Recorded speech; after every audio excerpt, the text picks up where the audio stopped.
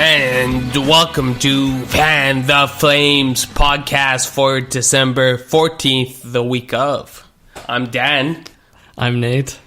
And we're here to fan some flames. Hey. So how's it going, Dan? Christmas is upon us. Christmas is here. That's right. You can feel it in the air. Yeah, holiday spirit. Packages being sent. That's right, packages being received. And a lack of Christmas decorations in my household. Yeah, me too. I look like I don't celebrate Christmas. No tree, nothing. Yeah, me too. You just one of those things you just don't care. No, when you're an adult with no kids, it's not top priority, actually. We had this on versus Halloween versus Christmas as an adult. Yeah. And we both said, as an adult, Halloween is the superior holiday. Yeah, that does it. I have a quick onside, offside for Let's you. Start off. So, I've been getting into climbing recently, going to the climbing gym. And I noticed at my climbing gym, they have communal nail clippers. There's like a metal kind of fence thing, and there's a string tied to these clippers, and just anyone can go up and clip their nails. Clipping away. Yeah, I just was wondering, do you think using that would be onside or offside? Well, you can use it for more than just clipping nails. It is kind of odd, though. At the pool I go to, they have the communal hair dryer. I use that. That's a little different than nail clippers. Very practical. The nail clippers, I mean, if your nails are getting that long, I don't know. I never seen it. Well, it's offside my book. You don't need to be. You don't need to be clipping nails in public. Well, I think the reason is, and this is based on my personal experience, is climbing shoes, you wear them quite tight. Okay. And they push on the ends of the toes. Oh, so, yeah. Yeah, okay. if you're a little bit... you gotta keep those nails prim and proper to get your feet into that boot, huh? Yeah, and I was a little neglectful, and my big toe was a little bit longer than I hoped for. So you used the communal clippers. I did, and it was a debate because I paid $15 to get into the climbing gym, put my shoes on, and my toe was just killing me. And I had to make a judgment. Do I waste the $15 or do I go for the communal clippers? And I went, I'm not wasting the $15. But so you clipped your nails. I clipped in the communal. I clipped, and then I regretted, and then I felt. Offside! You felt the foot fungi come on? It was like, now it's like constant worry. Is the fungus coming? Did you smell the clippers before using them? No, I studied, but... Nate, that's gross. And you're a sick individual using communal clippers. Okay, the fact that they're communal clippers is offside. But clipping your nails in public, that's onside. He's onside! I have recently clipped my nails for the first time in public. Of course, bringing my own clipper from home. And No, there's certain things you don't do in public. I was in a situation where I had no option but to clip in public, and I still was ashamed. If you're clipping your nails in public and it's your choice, I go 100% offside on that. Offside! Like what brings you to that point where you think, oh, I'm going to go out and sit at the park and clip my nails? I wasn't sitting at the park, and this was after using the pool and taking a shower, and afterwards your nails are soft and ready to be clipped. Oh, yes. That's a gray area. You were in the change room. That's right. Okay. That is in the gray zone. That could be... He's onside! Onside. But you know what's definitely offside? I was taking the C train the other day. Maybe like a month ago. It wasn't quite winter. It was decent weather, but there was a guy, shoes and socks off, clipping his toenails, waiting for the C train. Waiting for the train. That is Offside! by far. I go 100% offside. No one wants to see that. There's certain things that I call them not illegal, but you still don't do them in public. De-socking in public should only be done if there's some kind of emergency on your feet that needs to be addressed immediately. Yeah, like blister or something. Yeah. But maybe we should get to Flames. Maybe we should get to the game. Wednesday night, Philly in town, and the dome was rocking. Would you say? I would say that if anyone left the Saddle Dome with more than 1:08 left, they're kicking themselves this morning. No kidding. And it was a good game.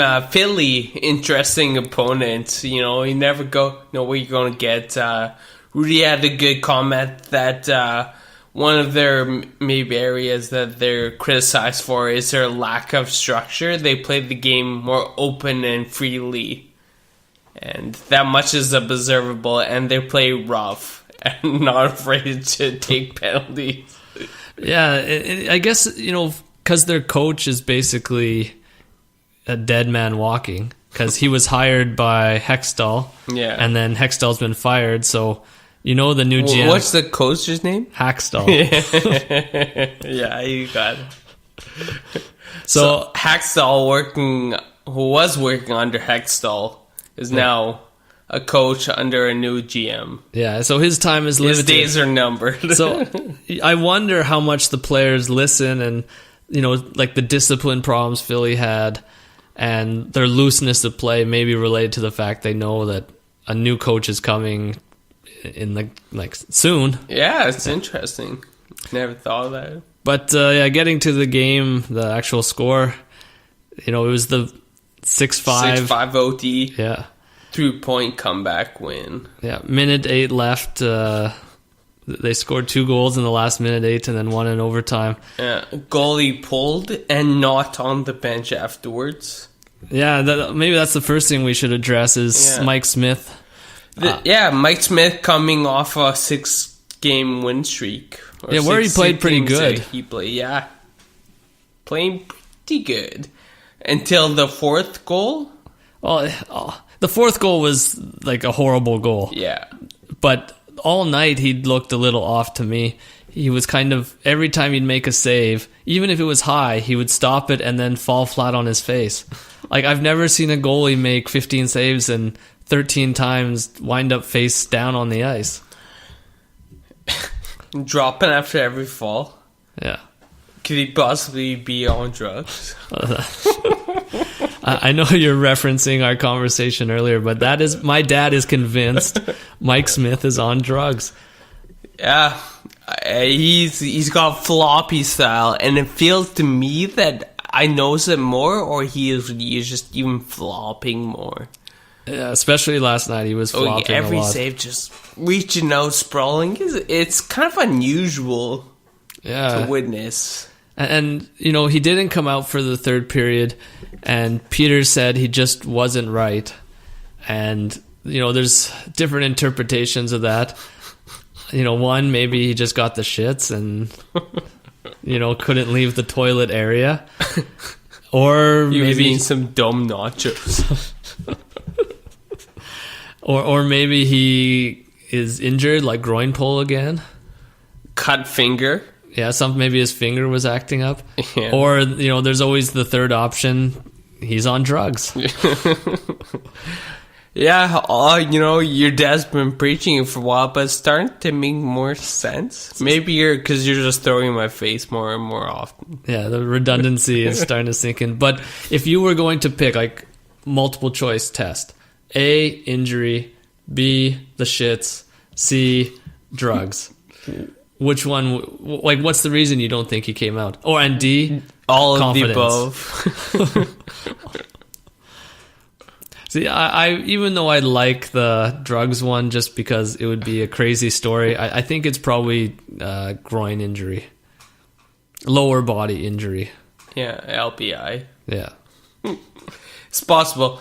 Riddick comes in, makes a couple good saves, but basically didn't really need it because that 3rd period was all Flames. Yeah. I think they got 16 or 18 shots or something. Against 4 for Philly. Straight up domination. Philly, man, they were playing so cheap. They were slashing at sticks, and the ref was calling everything, and Flames were not scoring on their PP. And as the time was ticking down, I was just getting more worried, like, oh, frig, Flames gonna give this up. Yeah, it seemed like it, and you were so used to them coming back, and then the chances were there. Like, it kept me watching, and no one really should have left the Saddledome because it felt like it was going to happen, and the Flames just waited to the last minute. Anderson, first goal of the game of the season for him. Yeah. He's so good at walking that blue line and getting those shots through, especially on the right side. It's not often you see him pull it to the middle and shoot, but he's good at it. Like, he deserves to be on there 6-on-5. Yeah. So, yeah, I mean, the coach, that's right, they put him on for the power play. So, things going good for him, and he just gets rewarded. Takes it to 4-5, then Monahan yeah, he had gets a huge the game game tire with 7 seconds left. And Monahan had like 8 or 9 scoring chances. Monahan was looking hot the whole night. And on that tying goal, it was Tkachuk, 7 seconds left. He's so smart. He looked around. There was no options. He just threw it on net. Like, it's a simple play, but Tkachuk just seems to know the right plays at the right time. He has good instincts out there. Yeah, good instincts.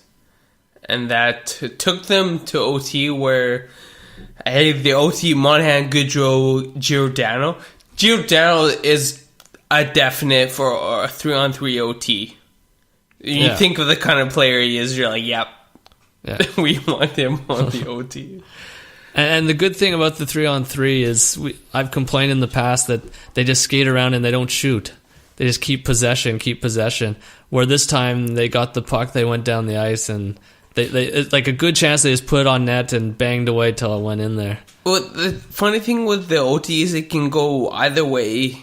Like, if one team gets possession, makes a good shot, goal, and makes a save, the other team will all of a sudden take it back faster. Yeah. And it seems like that will trigger a loop to see until eventually one of the goalies will let in a shot. Yeah, like counterattack to counterattack. But there has been in the past where the Flames, especially Goodrow, he circles and circles and circles. So it was nice to see kind of straight lines and just go for it when you have the chance. And it paid off. Third OT win of the season. You notice that they don't have much games that even go to OT. No, they've been winning them in the third period. Yeah. So. Not giving up that last point. I love it. Elevates them top of the West. They earned the top of the West after defeating Minnesota and Nashville, I think. Yeah, I think it was Minnesota. Yeah. You're right. They were top in the West then, and they're still top in the West. So yeah. I think the last time they were first at this point in the season was like 1993 or something like that. So going back to a long time. Yeah, it's been a long time since the Flames have been doing this well. Yeah, and that Philly game, at first, if Flames lost, if they could not recover that 2-point deficit in the third period, I was just going to kind of have the mindset, like, the Flames are a good team, but, if they can't pull off a win in a situation like this, how far can they go in the playoffs? It needs that grit. But they did it. They pulled it off, and I was just so happy. But, I think it was Brian Burke at intermission who made the comment, you can't keep coming from behind. And eventually the Flames do need to learn to play ahead. But I think the big thing is they do play ahead when Mike Smith isn't letting in goals along the ice from the blue line. So it's not like Flames are playing bad first periods. No, it's the goaltending. When the goaltending struggles, we get behind, and the team bails out the goalie. Yeah. So, because the final shots were 38-18, so it's not like the Flames were waiting till the third to try. They were doing good the first and second. They just did even better the third. Yeah. In previous games, I haven't noticed much of a trend of Flames having bad starts. No. They play normal games, just have amazing third periods.